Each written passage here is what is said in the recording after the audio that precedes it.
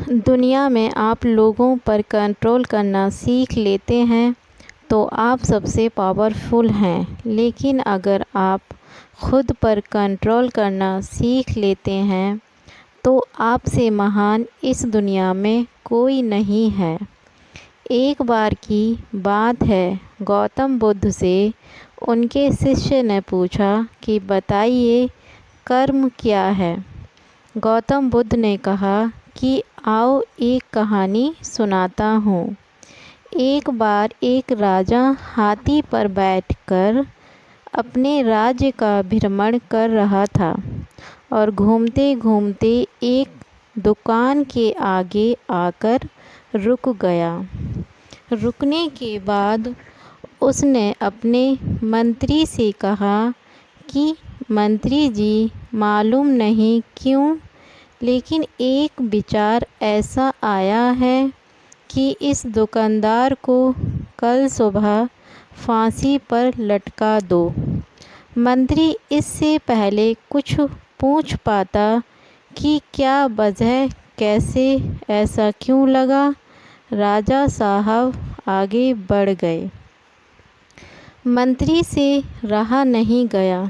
अगले दिन मंत्री वेश बदलकर आम जनता के भेष में उस दुकान में पहुंचा और देखता है कि वह दुकानदार चंदन की लकड़ी बेचता था। मंत्री जी ने पूछा कि काम धंधा कैसा चल रहा है, तो उसने बताया कि बहुत बुरा हाल है। क्या बताऊं, आप लोग आते हैं, चंदन को सूंघते हैं, प्रशंसा करते हैं, वाह वाह बहुत अच्छा है, लेकिन खरीदते नहीं हैं। बस इसी इंतज़ार में बैठा हूँ कि हमारे राज्य के राजा की मृत्यु हो तो उसकी अंत्येष्टि में चंदन की लकड़ी जाए, बहुत सारी चंदन की लकड़ी खरीदी जाएगी, वहाँ से शायद मेरे दिन बदलना शुरू हो।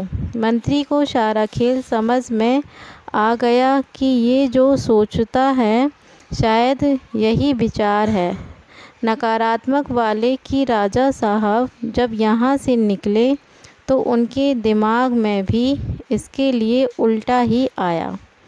बुद्धिमान मंत्री था, उसने एक विचार सोचा। उसने कहा, थोड़ी चंदन की लकड़ी खरीदना चाहता हूँ।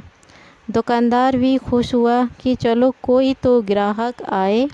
अच्छे से उसने कागज़ में लपेट कर के चंदन की लकड़ी मंत्री को दी।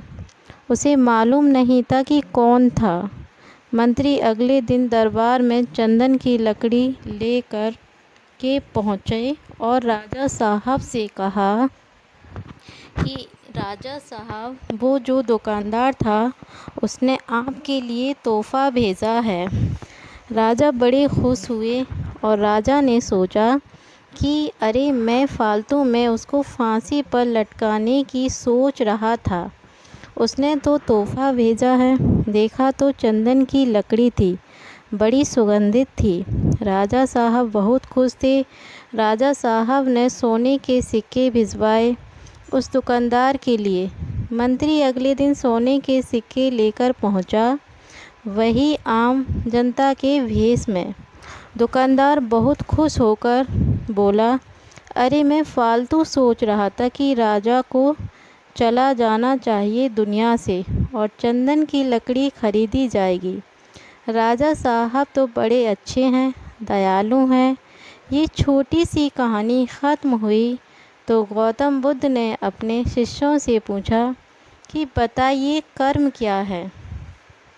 शिष्यों ने कहा कि शब्द जो है हमारे, वो हमारे कर्म हैं। हम जो काम करें हमारा कर्म, हम जो भावनाएं हैं वो कर्म हैं। गौतम बुद्ध ने कहा कि आपके विचार ही आपके कर्म हैं।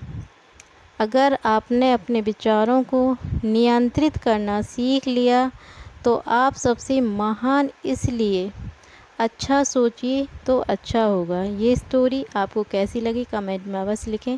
धन्यवाद।